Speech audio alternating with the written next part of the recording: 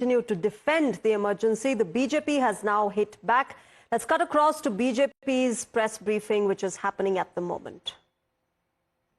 इसी को सदैव याद रखना है और आगे चलकर इस प्रकार की विषम विकट परिस्थिति न बन सके, इसके लिए भरसर लोकतांत्रिक प्रयोग, लोकतांत्रिक प्रयास हमें करते रहना है। और जहां तक कांग्रेस पार्टी का सवाल है, जिस पार्टी में ही लोकतंत्र नहीं है, वो लोकतंत्र का महिमा कहां से समझेगी। जिस पार्टी का समर्थन और जो पार्टी उन लोगों से समर्थन लेती है जो पैर पे अंबेडकर जी जैसे महान विभूति के फोटो को रखते हैं, वो आज हमें संविधान सिखा रहे हैं। ये इंडी गठबंधन वाले पहले आपस में बात कर ले इमरजेंसी को लेकर, किसका मत इमरजेंसी को लेकर क्या है, उसके बाद वो भारतीय जनता पार्टी को इमरजेंसी के विषय में सिखाएं। बहुत बहुत धन्यवाद। All right, so that is, of course, BJP's Sambit Patra hitting out at the Congress party. Remember, the BJP has been hitting out at the Congress party over emergency, saying that it was just because of the Congress and their family members that emergency was imposed. Everyone fought in emergency for freedom. In fact, during that particular period when emergency was imposed, electricity was cut off as the opposition. They didn't want the truth to be out on newspapers. It was also something that weighed heavily on press freedom during those times. Remember, this entire response also comes amid the fact that leaders of the Congress party, such as Udit Raj, have defended the era of emergency, the decision to impose emergency, saying that it benefited certain segments of the society like Dalits and Adivasis, to which the Bharatiya Janata Party has asked how. Explain how the emergency benefited anybody in this country. Now remember, viewers, today the country remembers and a surging democracy reflects. Exactly 50 years ago, India's constitution was put in chains. Democracy was dismantled and the soul of the republic was held hostage. On the 25th of June back in 1975, the then Prime Minister Indira Gandhi declared a national emergency, suspending fundamental rights, silencing the press, jailing opposition leaders, and unleashing a wave of state-sponsored authoritarianism. Marking 50 years of emergency, Prime Minister Narendra Modi paid tribute to the lakhs of citizens, from students and social workers to political leaders and ordinary Indians, who stood up against the excesses of the Congress regime under Indira Gandhi. Calling it Samvidhan Hatya Divas, the Prime Minister said the emergency remains one of the darkest chapters of India's democratic history. In a post on social media platform X, the Prime Minister wrote that it was as if democracy itself was placed under arrest. By observing this day as Samvidhan Hatya Divas, the Modi government is making it clear that emergency isn't just a chapter of history. It's a reminder of what happens when power goes unchecked, and a reminder of the resilience of the Indian people who ultimately voted the emergency regime out in 1977.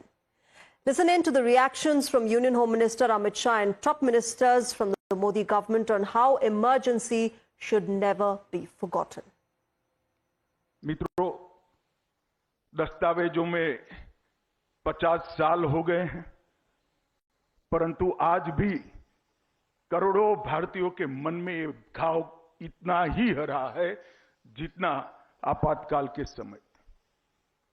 50 साल पहले 24 जून 1975 की रात स्वतंत्र भारत के इतिहास की शायद सबसे लंबी रात थी। आज ही के दिन कांग्रेस की उस समय की प्रधानमंत्री श्रीमती इंदिरा गांधी ने आपातकाल की घोषणा 50 साल पहले की थी, जो केवल एक राजनीतिक घटना नहीं थी, बल्कि लोकतंत्र पर सीधा हमला था, एक कुठाराघात था। 25 जून 1975 की आधी रात को तत्कालीन प्रधानमंत्री इंदिरा गांधी ने आंतरिक अशांति का बहाना बनाकर भारत पर आपातकाल थोप दिया था। इसका मतलब लोकतंत्र का जो ये काला अध्याय है, उस पे वो माफी भी नहीं मांग रहे हैं। ये तो बहुत शर्म की बात है कांग्रेस के लिए। देखिए, लोकसभा में जब ये विषय आया था इमरजेंसी का कोई चर्चा, तब अखिलेश जी का चेहरा देखने लायक था। लोगों ने कहा मुलायम सिंह जी तो जेल में रहे, आरजेडी के लोगों का भी चेहरा देखने लायक था। लोगों ने कहा लालू जी भी जेल में रहे हैं। इतना अन्यायकारी कालखंड को अगर वो देश के लिए हितकारी बताते हैं तो इससे बेशर्मी की बात कोई और हो नहीं सकती कांग्रेस के लिए। जो संविधान की रक्षा के लिए जेलों में गए, मैं मानता हूं कि आजादी की तीसरी लड़ाई थी। प्रथम स्वतंत्रता संग्राम, फिर दूसरा स्वतंत्रता संग्राम, और ये तीसरा ही था जब पूरे देश में आपातकाल लगा के दमन चक्र चलाया गया। तो उन्होंने बहुत कुर्बानी दी। मैंने बताया कई के छोटे मोटे कारोबार करते थे, व्यापार ठप हो गया, बीमार हो गए। अब मेरी दादी माँ, मैं जेल में था तो जेल में गया तो बीमार हो गई, लड़का जेल चला गया और बाद में उनकी मृत्यु हो गई। Well, Prime Minister Modi shared his personal experience as well as a young RSS pracharak who participated in the anti-emergency movement. He called that period a learning experience and urged all citizens to share their stories so that today's youngsters never forget the truth of 1975. He also referred to a new book called The Emergency Diaries, which documents those tumultuous years, with a foreword written by former PM H.D. Deve Gowda. This book will be launched by Union Home Minister Amit Shah. Now remember, on expected lines, the BJP's decision to mark this day as Samvidhan Hatya Divas has triggered sharp reactions from the opposition. For the Congress party, their attack focuses on what they call undeclared emergency under the Modi government. The TMC, meanwhile, is drawing parallels between Indira era and PM Modi's tenure to say that there's not too much of a difference. Starting with Congress President Mallikarjun Kharge, listen into the reactions that have come in from the opposition. तो हमेशा संविधान के खिलाफ बात करते गए और जो संविधान बाबा साहब अम्बेडकर, पंडित जवाहरलाल नेहरू जी और सभी ने, कांग्रेस के नेताओं ने कॉन्स्टिट्यूएंट असेंबली में बहुत दिन तक बहस करके एक संविधान तैयार किया था, उस संविधान को भी उन्होंने रामलीला मैदान में जलाया। देखिए, इनकी उपलब्धि में कुछ है नहीं। 11 साल के शासन में कुछ करके दिखाया नहीं। जो वादे किए थे 2 करोड़ लोगों को रोजगार देंगे,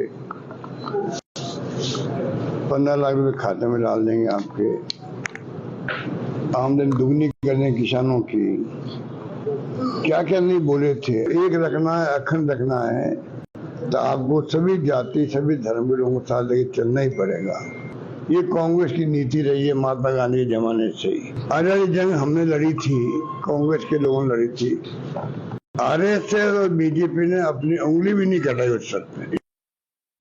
तो मैं कहता हूं कि इनको लोकशाही की हत्या करना, यानी संविधान की हत्या करना, इसे बोलना गलत है, यह हास्यास्पद है। इसकी वजह यह है कि जिन्होंने रोज संविधान को बदलने की भाषा की है, जिनके सीएम यूपी के अपने टेबल पर मनुस्मृति रखकर बात करते हैं, वो संविधान को मानते नहीं है। इनके बहुत सारे लोगों ने संविधान बदलने की भाषा की और मनुस्मृति लागू करने की भाषा की। तो जिन्होंने रोज संविधान की हत्या कर रहे, उनको ये बोलने का अधिकार नहीं है। All right, with that, it's time for a short break. News and updates will continue on Times Now.